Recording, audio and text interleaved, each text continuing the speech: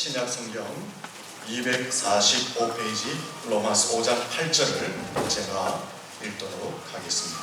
우리가 아직 죄인 되었을 때에 그리스도께서 우리를 위하여 죽으심으로 하나님께서 우리에 대한 자기의 사랑을 확정하셨느니라. 아멘. 할렐루야. 네, 앞뒤자로 인사하며 축복합니다. 잘 되고 있습니다. 더 잘 되고 있습니다. 한 번만 더 축복합니다. 사랑합니다. 평안하십시오. 승리하십시오. 제가 또 영상이 있다고 말씀 안 드렸네요. 영상 한번 찾아봐 주시면 네. 역시 똑똑합니다. 저 그림 보시면 영화 제목이 생각나죠? 벤허라는 영화입니다. 저 영화는 윌리서라는 사람이 소설을 썼는데 그 소설을 영화로 만든 것입니다. 저 영화는 예수님의 존재에 대해서, 예수님은 역사적인 사실, 실존의 인물이고 우리의 구원자이시고 메시아이심을 증거하는 내용이 저 소설, 저 영화 속에 들어있습니다. 하지만 저 소설, 저것이 영화화되기까지는 특별한 배경이 있습니다. 저 소설을 기록한 윌리스와 그의 친구 잉거솔은 기독교는 사람을 미혹하는 거짓 종교에 불과하다라는 것을 증명하기 위해서 많은 자료를 수집하고 성경을 연구하기 시작했습니다. 예수는, 교회는, 기독교는 거짓이다, 사람을 미혹하는 집단이다 라는 것을 증명하기 위해서 2년 동안 자료를 수집하고 성경을 연구하고 거기에 대해서 예수가 거짓이고 기독교가 거짓이고 교회가 참되지 않음을 반박하기 위해서 책을 씁니다. 책을 쓰는데 1장을 쓰고 나서 2장을 쓰면서 그의 펜을 끄꺼버립니다. 아니 왜 그만큼 자료를 수집하고 성경을 연구한 이후에 예수가, 교회가 거짓임을 증명하려고 글을 쓰다가 2장에 넘어가면서 펜을 끄꺼버렸을까요? 그 이유는 예수님이 나의 구주가 되시고 하나님이 되신다라는 사실을 자료를 수집하면 수집할수록, 성경을 연구하면 연구할수록 더 객관적인 명백한 사실이 드러났기 때문에 예수에 대해서, 기독교에 대해서 반박하려고 하다가 펜을 끄꺼버리고 예수 앞에 무릎을 꿇고 당신은 나의 구주이시오, 당신은 참 하나님이십니다, 이렇게 고백을 한 것입니다. 그 고백을 한 이후에 예수님의 역사적 사실과 예수님의 구주 되심과 하나님 되심을 나타내기 위해서 벤허라는 소설을 쓰게 되고 저 소설이 우리에게 영화화되어져서 보여주게 된 것입니다. 여러분, 예수님만이 유일한 구원의 길인 줄로 믿습니다. 교회 안에 참 빛과 참 생명과 참 평안이 있는 줄로 믿습니다. 외과 수술에 혁명을 일으킨 사람이 있습니다.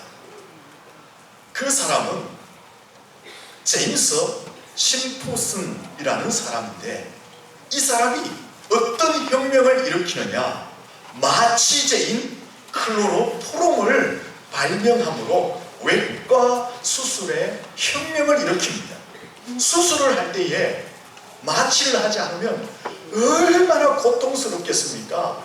그런데 이 심프슨이라는 사람이 마취제를 개발하고 그 마취를 함으로 사람들이 수술을 할 때에 통증을 느끼지 않도록 했습니다. 그래서 이 제임스 심프슨은 외과 수술을 함에 있어서 대혁명을 일으키는 위대한 발견을 하게 된 것입니다. 그의 제자들이 찾아가서 묻습니다.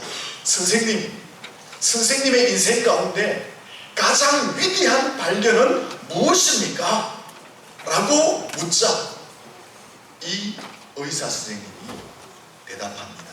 내 인생의 가장 위대한 발견은 클로로푸름, 즉 마취제를 발견한 것이 아니라 나의 구원자이신 예수 그리스도를 발견한 것이 내 인생의 가장 위대한 발견이다 라고 그가 대답을 했습니다.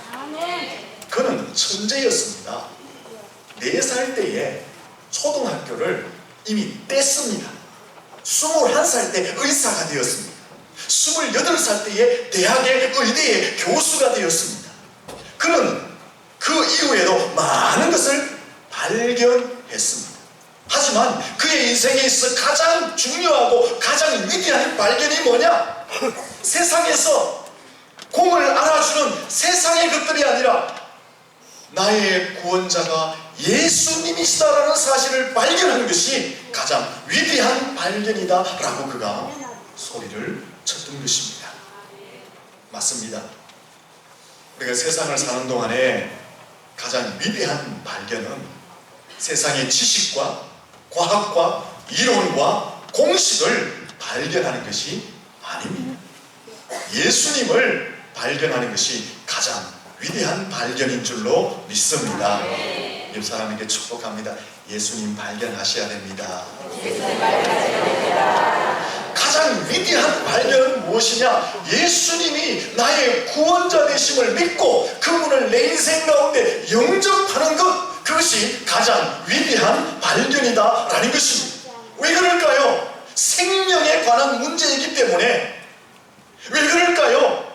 영생에 관한 문제이기 때문에. 왜 그럴까요? 내세에 관한 문제이기 때문에 그렇습니다. 세상에 지식을 발견하고 학문을 발견하고 공식을 발견하고 과학을 발견하고 이론을 발견하는 것은 우리의 삶 속에 조금의 안락함은 줄 수 있지만 생명의 문제, 영생의 문제, 내세의 문제는 해결할 수가 없는 것입니다.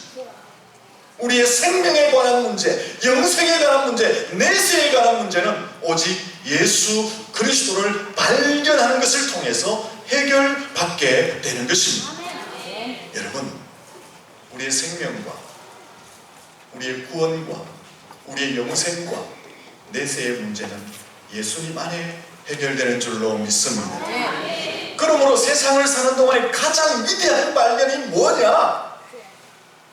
예수님이 나의 구원자가 되신다라는 사실을 발견하는 것, 그것이 가장 위대한 발견인 줄로 믿습니다. 그러면 예수님은 누구신가? 예수님은 누구세요? 예수님은 하나님의 사랑의 결정체입니다. 예수님은 누구시냐? 하나님이 우리를 너무 사랑하셔서 우리에게 주신 사랑의 담보물, 사랑의 선물, 사랑의 정표, 그것이 바로 예수님이십니다. 우리 옆 사람에게 인사합시다. 예수님은 사랑의 담보물입니다. 담보물이라 하니까 좀 처음 오신 분들이 이제 정신을 차리시는 것 같습니다. 뭘 담보한단 말이고 재산을 담보하란 말이야. 교회 나왔더니만 막 담보하라 하면 그게 아니고, 예수님은 하나님이 우리를 사랑하신다고 주신 담보물이다 라는 것입니다. 사회학이나 철학이나 일반 상식에서는 사람의 존재를 높이 찬양합니다. 인간은 만물의 척도이다. 인간은 생각하는 갈대이다. 인간은 만물의 영장이다. 인간은 사회적 동물이다 라고 하면서 사람의 존재를 높이 평가합니다. 성경에서도 사람의 존재를 높이 평가합니다. 하지만 성경을 들여다보면 사람의 자존심을 깨트리는 말씀도 참 많이 있습니다. 성경은 사람을 향해서 죄인이다 라고 단정 짓고 있습니다. 죄인인데 그냥 죄인이 아니라 그 죄가 뼛속같이 물들어 있어서 파괴된 존재, 망해버린 존재가 인간이다, 사람이다 라고 성경은 말하고 있습니다. 사람은 죄로 말미암아 아무런 소망이 없는 존재, 죄에 오염되어져서 저주받고 죽음받고 멸망받을 존재, 사람은 죄 때문에 지옥의 형벌을 받아야 할 존재라고 성경은 말하고 있는 것입니다. 성경은 분명하게 말합니다. 사람들이 범죄한 이후에 하나님을 떠나버렸고, 하나님을 떠남으로 말미암아 영적 사망 상태에 이르게 되었고, 결국은 심판을 받아서 영원한 형벌, 지옥에 가야 할 존재가 사람이다라고 성경은 말씀하고 있는 것입니다. 그런데 성경은 이 말씀으로 끝을 내고 있지 않습니다. 하나님이 사람들의 죄를 용서해 주시고 새 생명을 주시고 축복을 주시고 천국을 기업으로 주신다라고 성경은 이어서 말씀하고 있는 것입니다. 만약 사람의 삶이 죄로 말미암아 멸망을 받고 지옥에 가는 것으로 끝이 난다면 얼마나 비참하고 얼마나 허무합니까?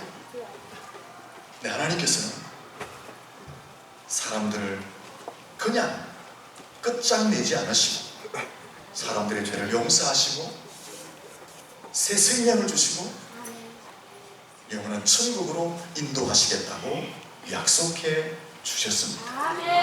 죄에서 구원해 주시겠다, 심판과 형벌에서 구원해 주시겠다, 지옥에서 천국으로 너희들을 건져내겠다라고 하나님은 약속하고 있는 것입니다. 여러분, 왜 하나님은 죄를 지은 사람들을 그냥 버려두시면 되는데 이 땅에 예수님을 보내어서 십자가에 죽게 하시고 사람의 죄를 용서하시고 생명을 주시고 천국으로 인도해 주시는 것일까요?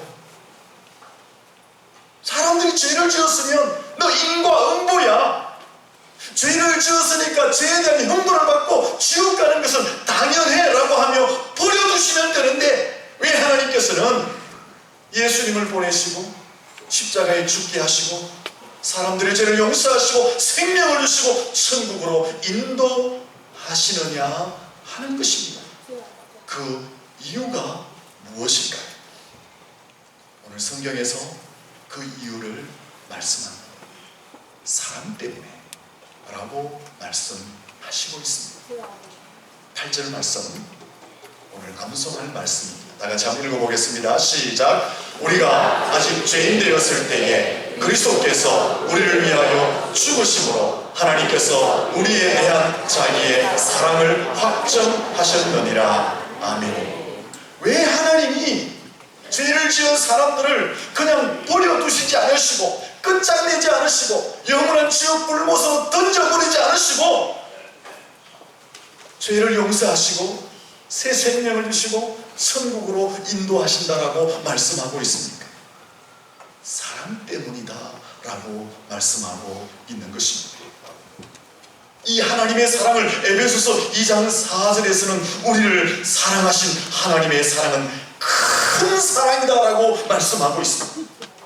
다른 이유가 없습니다. 다르게 설명할 아무런 조건이 없습니다. 왜 사람을 버려두시지 않느냐? 왜 끝장내지 않느냐? 왜 지옥의 불구덩이로 던지지 않느냐? 다른 이유가 없습니다. 하나님의 큰 사랑 때문에 사람들을 용서하시고 생명을 주시고 천국으로 인도하신다라는 것입니다. 옆 사람에게 축복합니다. 하나님의 큰 사랑을 받아들이세요. 다시 한번 인사합니다. 때가 늦기 전에 사랑을 받아들이세요. 여러분, 사랑하면 어떻습니까? 남녀간에 내 거는 이거 따십니까? 네 주모 이거에 내 주모 이거다 이거만 합니까? 내 주모 이거도 네 주모 이거다. 서로 사랑하면 있는 것 없는 것 다 퍼줍니다. 서로 사랑하면 네 거 내 거 구분이 없어져요. 영국에 에드워드 8세 그림이 있으니까 에드워드 8세가 있었어요. 저 남자인데요. 부부입니다. 이 사람은 당시 영국이 전 세계를 점령하고 있었기 때문에 인도의 황제까지 겸하고 있었습니다. 근데 한 여인을 사랑함으로 그 왕위를 던져버립니다. 여인을 얼마나 사랑했으면 자기의 왕위를 포기하겠습니까? 저 에드워드 8세의 왕이 사랑한 여인이 얼마나 매력이 넘쳤으면 왕위를 포기하겠습니까? 저 왕위를 포기한 저 여인이 심푸슨이라는 여인인데 저 여인은 얼마나 행복하겠습니까? 자기를 사랑해서 왕까지 포기하고 자기와 한평생을 같이 산다니까 얼마나 행복하겠습니까? 근데 저 에드워드 8세 황제가 사랑한 여인은 어떤 여인이었느냐? 미국 출신의 평범한 사람이었습니다. 그리고 이혼을 한 여성이었습니다. 당시 사회적인 통념으로는 좀 부족한 점이 많죠. 흠도 있지요. 하지만 한 여인을 사랑하니까 그 모든 것이 보이지 않는 거예요. 그 모든 것을 감당할 수 있게 된 것입니다. 한 여인을 사랑하니까 신분의 벽도 무너뜨려버리고 이혼이라는 흠도 사라져버리고 주변의 조롱도 아무런 이유가 되지 않고 자신의 왕위조차도 한 여인을 사랑하니까 포기할 수 있게 되었다라는 것입니다.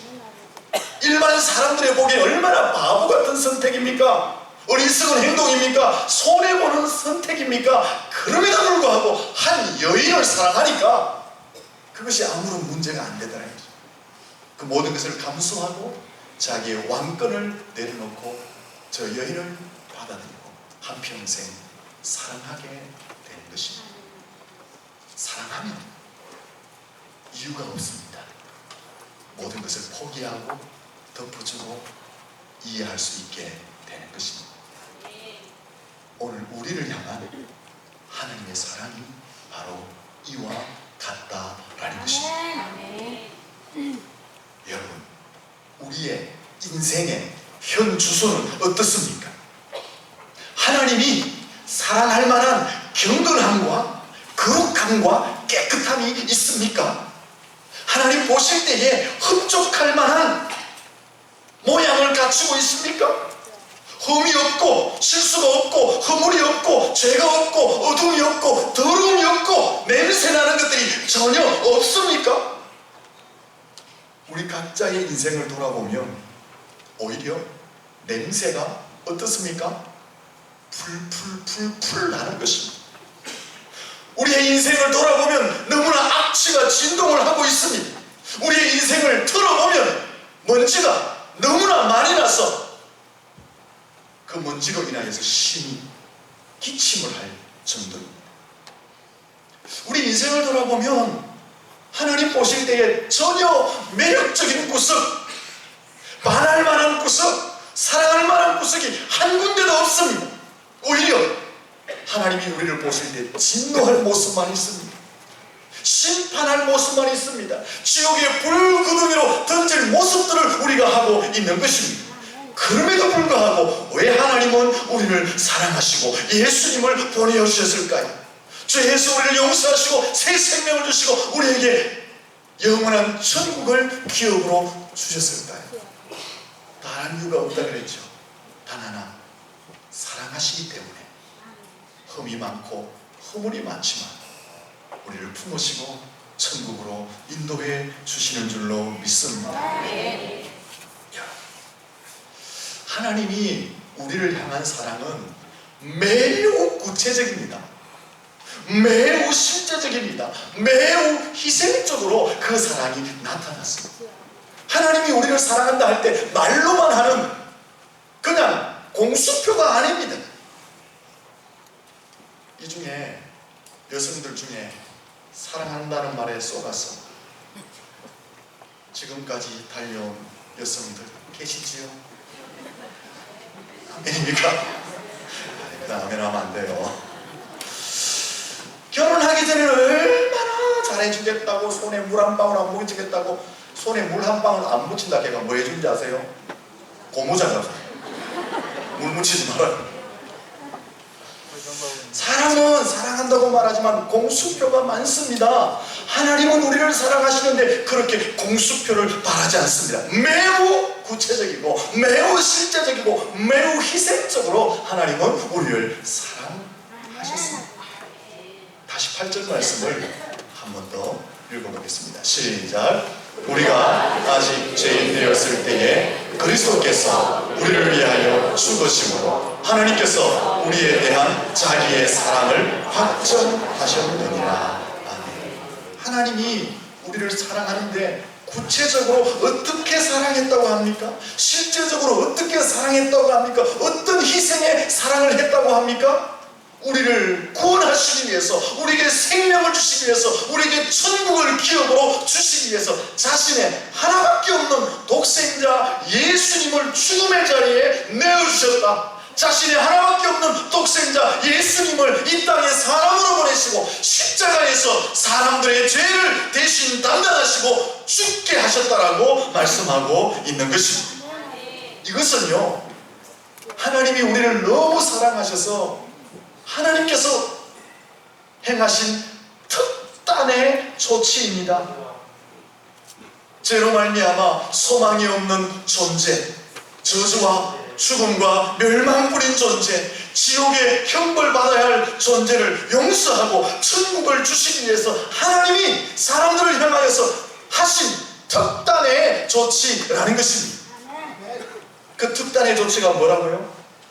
자신의 하나밖에 없는 독생자 예수님, 그 아들을 이 땅에 보내시고 십자가에서 사람들이 져야 할 죄의 짐, 죄의 형벌을 대신 주고 죽게 하시는 것, 그것이 하나님이 사람을 향한 특단의 조치였다라는 것입니다. 십자가는 예수님이 지셔야 할 십자가가 아니라 죄로 말미암아 바로 저와 여러분 사람들이 져야 할 십자가였습니다. 하지만 하나님은 저와 여러분을 사랑하시고 사람을 사랑하셔서 자신의 하나밖에 없는 독생자 예수님, 그 아들을 사람에게 이 땅에 보내시고 사람을 대신하여 십자가에 죽게 하셨던 것입니다. 우리 옆 사람에게 인사합니다. 하나님의 사랑을 받아들이십시오. 다시 한번 인사합니다. 이것은 특단의 조치입니다. 여러분, 성경을 보면 이러한 사실, 하나님이 우리를 사랑하신다는 사실, 하나님이 우리를 사랑하셔서 특단의 조치를 행하신 그 십자가를 믿고 십자가를 바라보는 자에게는 누구든지 조건 없이 모든 죄를 사하시고 영원한 생명을 주시고 천국을 주시겠다라고 약속하고 있는 것입니다. 하나님의 특단의 조치, 저 십자가를 바라보고 믿는 자에게는 조건 없이 구원의 문을 열어주시겠다고 약속하셨습니다. 십자가를 바라볼 수 있기를 축원합니다. 십자가, 십자가, 내가 처음 볼 때에 나의 맘의 큰 고통 사라져. 오늘 믿고서 내 눈 밝았네. 참 내 기쁨 영원하도다. 할렐루야. 아멘. 십자가를 바라보면 모든 죄 사함을 받고 참 기쁨과 평안과 안식이 넘쳐나게 되는 줄로 믿습니다. 이 십자가를 믿고 하나님의 사랑 안에 거할 수 있기를 축원합니다. 마지막으로 우리가 어떤 모습으로 있을 때에 하나님이 이 큰 사랑을 우리에게 베풀어 주셨느냐 하는 것입니다. 6절 말씀, 8절 말씀, 10절 말씀을 보시면 우리가 연약할 때에, 죄를 막 짓고 스스로 일어날 수 없을 그때에, 경건하지 않을 때에, 더럽고 추악할 때에, 아직 죄인 되었을 때에 죄에 포로되고 죽음에 포로되고 사단과 귀신과 마귀와 지옥에 포로되어 있을 그때에, 하나님과 원수되었을 때에, 하나님을 욕하고 하나님을 대적하고 그러할 때에 하나님이 우리를 사랑하셔서 예수님을 이 땅에 보내어 주셨다라고 말씀하고 있는 것입니다. 전혀 사랑받을 자격이 없을 때에, 전혀 매력을 느끼고 전혀 품어줄 수 있는 조건이 갖추어져 있지 않은 그때에 하나님이 우리를 사랑하셨다고 말씀하시고 예수님을 보내어 주셨다라고 말씀하고 있는 것입니다. 여러분 한번 생각해 보세요. 어떻게 그 거룩하시고 영광스러운 하나님 그분이 낮고 천한 우리를 조건 없이 사랑할 수 있느냐 하는 것입니다. 천지 만물을 창조하신 그분이 어떻게 더럽고 추악한 인간들을 위해서 자신의 독생자 예수님을 보내시고 십자가에 대신 죽게 할 수 있느냐 하는 것입니다. 사람의 생각으로는 받아들일 수가 없습니다. 사람의 생각으로는 이해할 수가 없습니다. 우리의 가슴으로는 그 큰 사랑을 다 담을 수가 없습니다. 그저 놀랍고 신기할 뿐인 것입니다. 하지만 우리가 마음을 열고 이 사랑을 받으면 하나님의 은혜 가운데 거하게 되는 줄로 믿습니다. 마음을 여시고 하나님의 사랑을 받아들일 수 있기를 축원합니다. 예수 그리스도가 구세주 되심을 믿을 수 있기를 축원합니다. 옆 사람에게 다시 한번 축복합니다. 이때 하나님 사랑 받아야 됩니다. 시작. 마지막 인물 하나 보여주세요. J.J. 톰슨이라는 사람입니다. 잘생겼죠? 저 사람은 물리학자입니다. 과학자입니다. 제가 전자를 잘 설명 못 하겠습니다. 전자기계 만드는 데 들어가는 전자, 이거를 발견한 사람. 저 사람이 전자를 발견했기 때문에 컴퓨터도 만들 수 있게 되고 가전제품, 이런 현대과학의 가장 중요한 부분을 발견해서 저 사람이 아주 높은 평가를 받게 되었습니다. 과학자이고 물리학자이기 때문에 다른 많은 것들도 발명을 했습니다. 전자를 발견하기 때문에 1906년에 노벨 물리학상을 받게 됩니다. 그가 이제 죽을 때가 다 되어서 역시 그의 제자들이 찾아옵니다. 그리고 묻습니다. 선생님, 지금까지 많은 것을 발견하셨는데 그 중에 가장 중요한 것, 가장 위대한 발견이 무엇입니까? 물었습니다. 근데 저 톰슨이라는 분이 단 1초도 주저하지 않습니다. 제자들은 기대했어요. 전자가 가장 중요하고 위대한 발명이다 말할 줄 알았는데 톰슨이라는 사람은 단 1초도 주저하지 않고 이렇게 말합니다. 내 인생의 가장 위대한 발견은 그것은 바로 예수 그리스도라네. 예수님이 나를 사랑하신다는 것, 내가 그 사랑을 안다는 것, 그것이 가장 위대한 발견이라고 톰슨은 말을 하였습니다. 맞습니다. 옳습니다.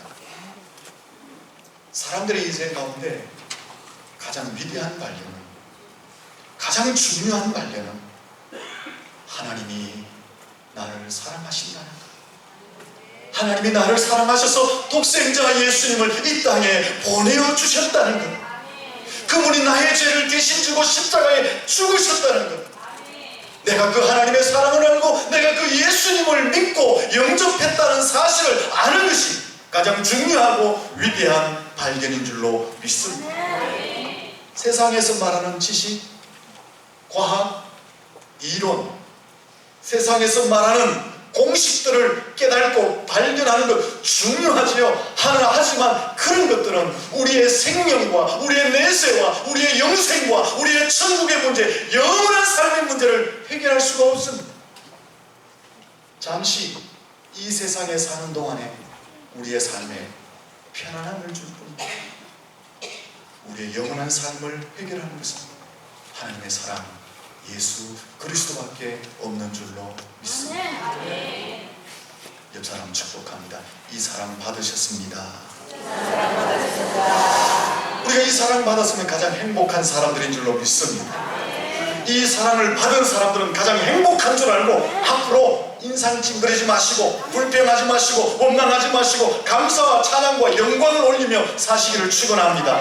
아직도 이 사랑을 받지 못했다면, 내 인생의 가장 중요한 발견, 가장 위대한 발견을 아직도 못하신 분들이 있다면, 여러분 세상의 것 쫓지 마시고 영생의 문제를 해결하실 가장 위대한 발견, 하나님의 사랑, 예수님의 사랑을 이 시간 받아들일 수 있기를 축원합니다. 이 시간 예수님을 받아들이고 하나님의 사랑을 받아들이며 여러분의 인생의 문제는 다 해결되어지게 되는 것입니다. 우리 모두가 하나님 사랑 안에서, 주님 십자가 안에서 참 평안과 안식과 참 행복의 삶을 살 수 있기를 예수님 이름으로 축원합니다. 기도하겠습니다. 하나님 아버지,